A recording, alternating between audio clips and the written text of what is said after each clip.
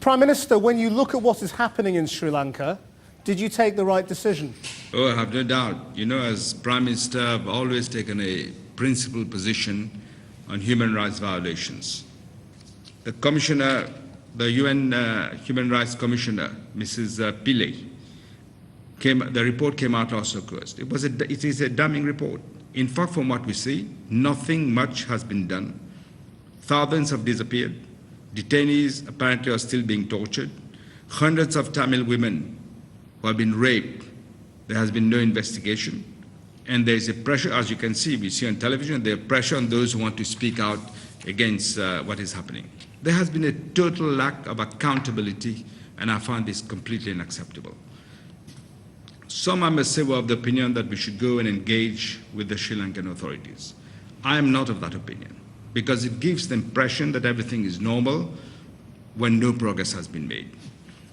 There are still some grave allegations of human rights violations continuing, and therefore I welcome the principled stand first taken by the Canadian Prime Minister, Mr. Stephen Harper, then by the Indian Prime Minister, Mr. Manmohan Singh. Because we have values, as I say, which are enshrined in the Commonwealth Charter. We must stick to those values. I have taken the decision not to attend for these reasons, in my own deliberate judgment, because there has been no real progress on the issues. And therefore, I was told that by Mr. Sharma, he has repeated it to my foreign minister, that the tradition is that the head of government who wants to host the next CHOGM should be present in the country which is actually holding the CHOGM summit. It is the tradition, it is the convention.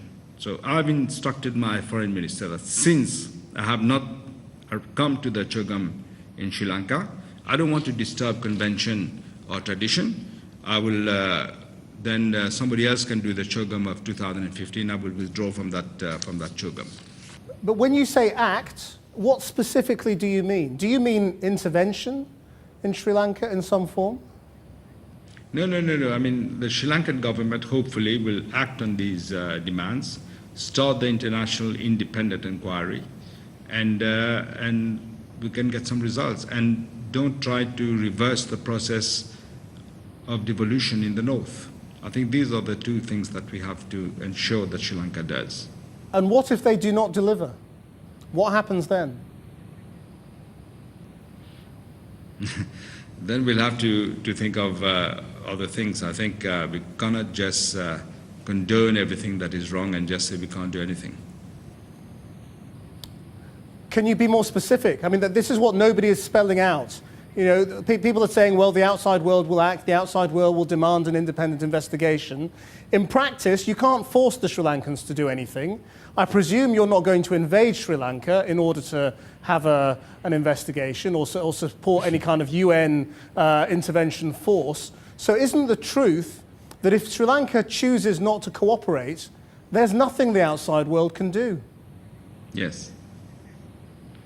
No, I don't agree with you. What we can start by doing is suspend membership, or even at least we can do that, as we have done for other countries in the past. We can look at different sanctions that we can take. Britain, I understand, is supplying arms to Sri Lanka. They should put an embargo on this, and things like this.